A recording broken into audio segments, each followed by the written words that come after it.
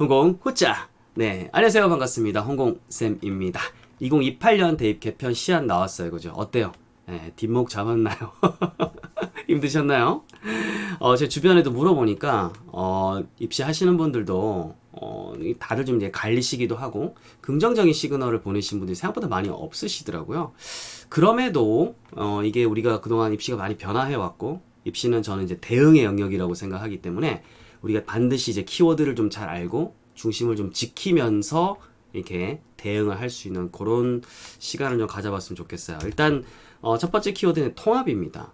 그동안 이제 선택하고 난 이거 선택 안 했으니까 안 할 거야. 뭐 요런 약간 그동안은 어떤 대선택의 좀 시대였습니다. 이게 좀 줄였는데 요게 이제 그죠? X죠. 선택의 시대가 아니라 그냥 통으로 국어 봐라. 수학 봐라. 과탐, 사탐 그냥 다 봐라. 라는 느낌이죠. 흡사 이 영상을 보시는 분들 중에서 이제 굿땡 학번, 90년도 이제 IMF 세대라든지 5차 교육과정 이런 분들은 흡사 이제 우리 뭐 통합사회라든지 통합 이제 과학 같은 경우에는 예전에 이제 수리탐구 2 이런 거 들어보셨죠? 120분 동안 뭐 그때 한 80문제를 풀었나요? 당락이 좌우되던 그 시절을 떠올릴 수도 있는데 수탐2는 사실 첫 찬게 좀 변별력이 확실히 있었죠. 극악의 난도였고 지구력도 많이 소모가 됐는데 그거는 사실은 1, 2, 3학년이 이제 다 이제 들어가는 구조였기 때문에 거기서 배웠던 것들이 차곡차곡 쌓여서 들어갔고 지금 어떻게 보면 통합 뭐 국어 수학은 빼고라도 통합 사회나 통합 이제 과학 같은 경우에는 보통 이제 1학년에 해당되는 내용이니까 이때랑 뭐 직접적으로 이제 난이도를 비교하기는 좀 어려울 것 같고 이런 어떤 폼은 틀은 좀 비슷한 느낌이지만 그때보다 좀 벽은 약간 낮아진 느낌이다. 이렇게 생각하시면 좋을 것 같아요. 어쨌든 형태는 이렇다 하더라도 선택을 하지 않아도 되기 때문에 그냥 이제 이런 고민을 안 해도 된다라고 느끼시는 분들은 요거에 대해서 이제 호가 되는 거고 아니다. 우리 애들은 이제 양을 이제 많이 해야 된다. 어쨌거나 양이 는 거 아니냐. 다 해야 되니까 라고 보는 분들은 불호가 되는 거죠.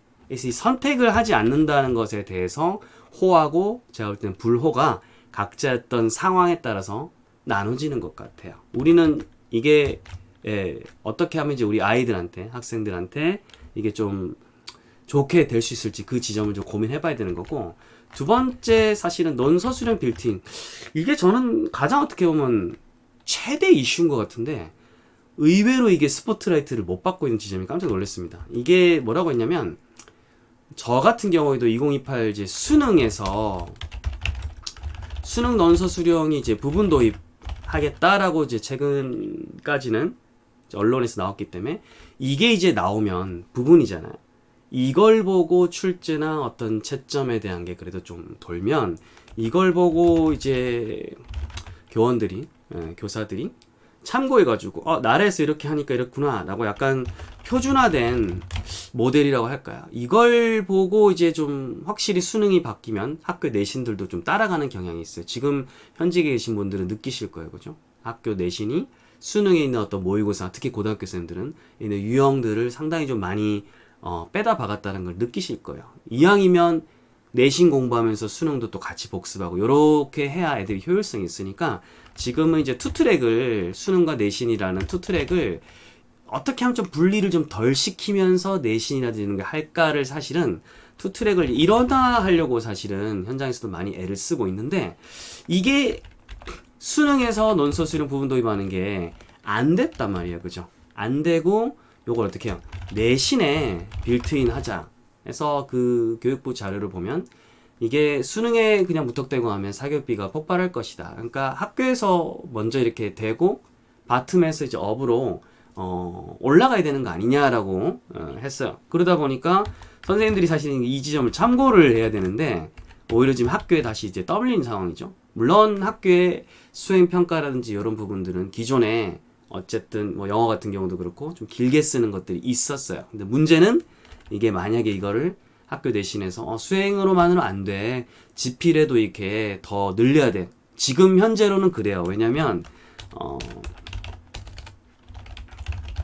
객관식 지양이라는 문구를 썼더라고요. 이거는 학교에 계신 쌤들은 알 거예요. 공문에 지양하라고 그러면 이거 좀 버겁거든요. 왜냐하면 출제를 해서 결제를 받으려고 해도 관리자분들도 사실은 굉장히 껄끄럽잖아요. 지양이란 말이 있으면. 그렇기 때문에 이게 다시 이제 결제가 이제 승인이 안 날 수도 있단 말이죠. 객관식 좀 더 줄여라. 뭐 이런 식으로. 좀 더 논술답게. 그래서 요거 제가 볼 때는 요거는 이제 이게 시안이라 이제 아니라 이제 확정이 되고 이제 공문이 하달돼서 학교에서 어떻게 움직이는지를 혹은 연수가 어떻게 돌아가는지를 아마 교원 연수를 하겠죠? 연수를 해도 평가 어떤 질을 올리는 것은 단기간에 사실은 되게 힘들어요. 그렇기 때문에 이게 나라에서도 너무 무리를 해서 갑자기 확 이뤄지기는 힘들 거라고 생각합니다. 왜냐하면 평가는 고도의 전문성을 요구를 하거든요. 아무리 잘 가르치는 분도 평가를 잘 내고 하는 부분은 또 그 안에서 또 약간 특별한 능력을 갖고 있는 분들이 있어요. 그렇기 때문에 요거는 철저하게 이제 내년 2024년입니까? 요때 이후에 좀 이렇게 현장의 분위기를 좀 살펴봐야 될 것 같아요. 네, 이렇게 되고 요게 이제 결국 내신 요거 지금 연결되는 분위기죠, 그죠? 그래서 분위기를 보고 현장을 보고 이제 대응을 하는 형식으로 돼야 될 것 같고 이게 있은 다음에 어떻게 보면 사교육에서 그거에 맞춤식 대응을 이제 해야 되는 거기 때문에 지금 미리 사교육에서 뭐 어떻더라라고 지금 예측을 하는 것은 사실 되게 힘든 지점이에요. 예측을 할 수는 있겠지만 적중을 하기는 힘들어요. 왜냐하면 저는 교직에 있었고 평가라든지 지필이라든지 이런 쪽으로 그래도 꽤 이제 전문성을 확보했고 지금도 교원들 대상으로 연수를 이렇게 합니다. 공적 기관의 사업을 이제 꽤 왔다 갔다 하고 저는 이제 학원업을 지금 이제 하고 있진 않죠. 그런 사이 어떤 제 스탠스에서 봤을 때도 지금 사교육에서 이거에 맞춰서 대응을 하는 것은 그때 가면 또 살짝 달라지면 또 이게 틀어버릴 수도 있는 거예요. 그렇기 때문에 지금 뭔가 이거에 맞춰서 슬로건을 건 교육 프로그램을 좀 고가에 뭔가 따라가는 것은 옳지 않다. 현재 이게 뭐 약간 무분별한 대응은 뭔가 좀 바람직하지 않다. 이렇게 생각을 합니다. 그다음에 수능은 이제 새롭게 이제 되는 것 있잖아요. 그러니까 통사나 통과는 이제 내년쯤 이제 프로토타입이 나오겠죠. 그거를 보면 이게 예전에 이게 아니면 이제 통합적으로 이제 통합 선지로 구성돼 있으면 그 선지를 고르는 것이 사실 까다롭잖아요, 그죠? 여러 명의 과목쌤이 이게 딱 한 자리에 있는 느낌으로 애가 이제 풀어야 될 거 아니에요. 그래서 이게 사실은 어려운 지점이라라고 보는 데서 불과 호가 저는 이제 나눠진다고 봅니다. 그럼에도 예전에 수리탐구 2 할 때 정도의 고학년 것의 어떤 난도 이런 것들이 이제 가지 않게 현재는 지금 보입니다. 하지만 이런 것들이 익숙하지 않은 아이들은 또 이제 약간 헤맬 수도 있겠죠. 그래서 이것도 사실은 까봐야 돼요. 까봐야 됩니다. 그래서 그런 상황이다. 지금 미리 이거에 대해서 막 우리가 난리 부르스를 출 필요는 없는 부분이고 이거 외에 이제 타 과목들 있잖아요. 뭐 영어라든지 특히 영어 같은 경우에는 뭐 새로운 유형이 뭐 없어요. 그냥 똔똔입니다. 똔똔. 똑같은 상황이기 때문에 뭔가 수능에 있어서 아까 그런 새롭게 이렇게 뭔가 통합형으로 되는 과목들은 그때 보고 대응을 하는 것이고 지금 미리 뭐 선행을 한다 어떻게 한다 라는 것을 하는 것은 크게 의미가 지금 역시는 없고요. 만약에 혹시나 또 요거 있잖아요. 혹시나 걱정돼 가지고 논서 수령이 있으니까 이게 이제 학교 시험에 나온다고 해서 논술 학원하고 연결 또 지는 분 있을까봐 제가 말씀드리는 거예요. 네. 학교에서 내신에서 일단은 제가 느낀 바로는 그동안 20년 가까이 종사했던 사람으로서는 학교에서 지금 출제하고 컨트롤하는 것은 조건형이 이제 많을 것으로 보이거든요. 많은 조건을 달아서 이 열린 답을 최대한 제한시켜야 그래야 이게 어떤 부분 점수 싸움이 너무 심하게 벌어지는 일을 그래도 좀 막을 수 있는 거예요. 그러니까 학교는 지금 사실 빡세잖아요. 그런 상황에서 지금 들어와 버렸으니까. 그러면 논술학원에서 하는 논술이랑 학교 내신 논술형 문항이랑은 저는 관련성 그렇게 높다고 생각하지 않습니다.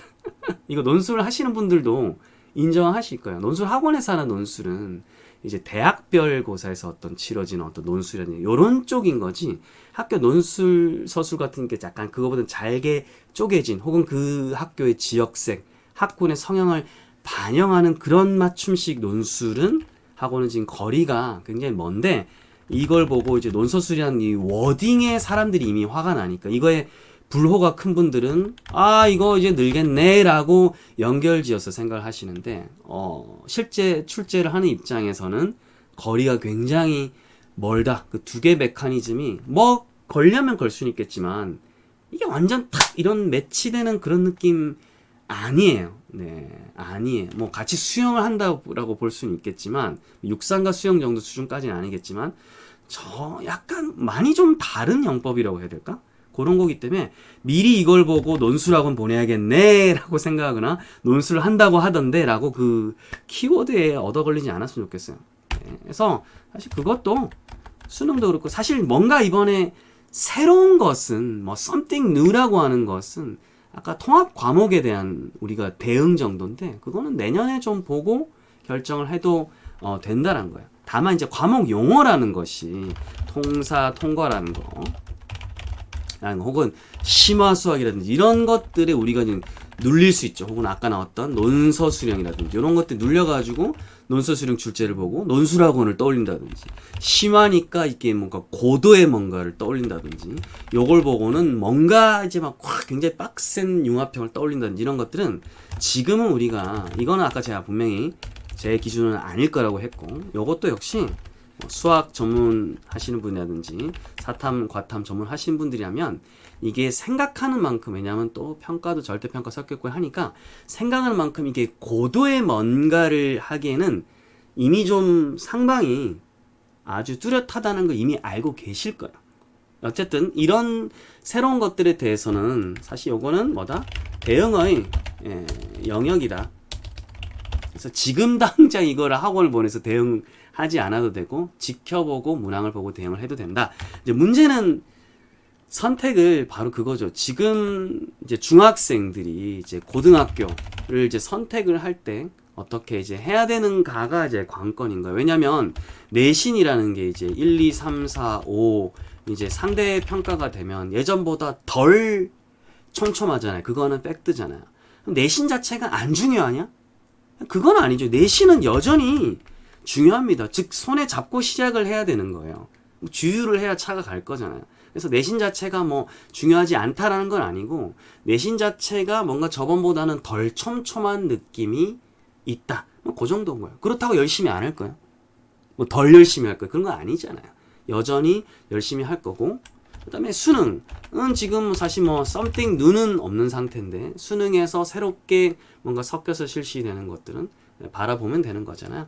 그럼 이제 그러면 이걸 이제 고등학교에서는 내신이 이렇게 덜 촘촘하게 되면 상대적으로는 뭐 특목고라든지 자사고는 어쨌든 눈에 보여지는 건 일단 이득이겠죠. 예전 같은 막 3, 4 나올 애들이 이제는 이제 2라든지 1 요런 거에서 이제 근접한 숫자를 보여줄 수가 있다는 거야. 그렇다 보니까 생각하지도 않았던 뭐 교과 전형이라든지 이런 것들 생각도 안 하고 있었는데 나중에 해볼까? 카드를 만질 수 있게 되는 거죠. 그 카드는 원래는 이제 일반계고에서 만져야 되는 카드인데 그거를 특목자사고에서 이제 만질 수 있다는 지점에서 파일을 약간은 가져올 수 있다. 뭐 절대적인 많은 파일을 가져오는 건 아니고 살짝 가져올 수도 있다. 그래서 그런 면에 있어서는 특목자사고가 약간 유리할 수도 있다. 그래서 그 상위권 학생들은 사실 어떻게 보면 선택을 할 폭은 조금 더 넓어졌다 이렇게 보는 게 맞고, 그리고 이제 일반적인 저희 집도 마찬가지고 입장에서는 크게 뭐 이렇게 변화는 사실은 없는 상황이다.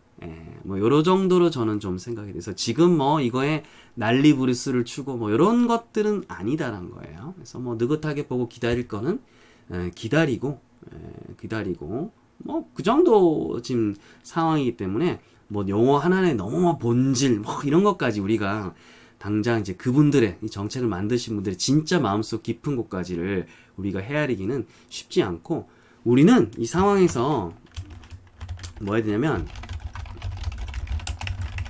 우리가 통제할 수 있는 부분을 찾고 할 수 없는 부분은 분리를 좀 시켜야 됩니다. 이 두 개를 섞어가지고 불안하거나 섞어가지고 혼돈하거나 오해하거나 이러시면 안 됩니다. 그래서 요거를 주고 우리가 통제할 수 있는 부분, 우리 아이가 통제할 수 있는 부분에 선택지를 쭉 이렇게 적어두고 그거를 아이와 함께 판단하고 선택하고 같이 책임질 수 있는 그런 자세가 필요하지 않을까 생각을 합니다.